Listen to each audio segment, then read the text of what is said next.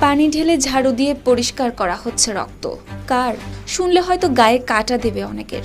ফজরের সময় মসজিদে নামাজরত অবস্থায় ৮০ বছর বয়সী হাফিজুল্লাহকে হত্যা করা হয়েছে নৃশংসভাবে। মৌলভীবাজারের শ্রীমঙ্গল উপজেলার পশ্চিম লইয়ারকুল জামে মসজিদে ৩ মে রোববার ফজরের নামাজের সময় এই ঘটনা ঘটে। স্থানীয়দের তথ্য অনুযায়ী ছোট একটি টঙের দোকান চালাতেন হাফিজুল্লাহ। একই এলাকার জসিম মিয়া প্রায় পণ্য বাকিতে চাইতেন।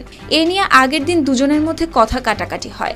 পরে রোববার ভোরে ইমাম ছুটিতে থাকায় নিজেই ইমামতি করছিলেন হাফিজুল্লাহ। তখন প্রথম রাকাত শেষ করে দ্বিতীয় রাকাতে রুকুতে যাওয়ার সময় পেছন থেকে হামলা চালায় জসিম। এতে মসজিদের ভেতরেই লুটিয়ে পড়ে হাফিজুল্লাহ।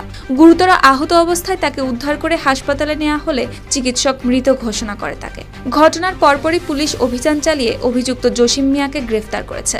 এ ঘটনায় আইনগত ব্যবস্থা নেওয়া হচ্ছেও বলে জানিয়েছে পুলিশ।